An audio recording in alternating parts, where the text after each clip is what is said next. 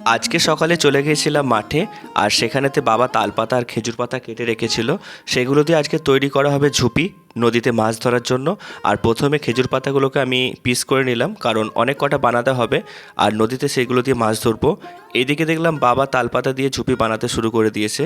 যারা গ্রামে থাকো তারা অবশ্যই এই ঝুপি সম্পর্কে জানো। এগুলো নদীতে দিয়ে মাছ ধরা হবে।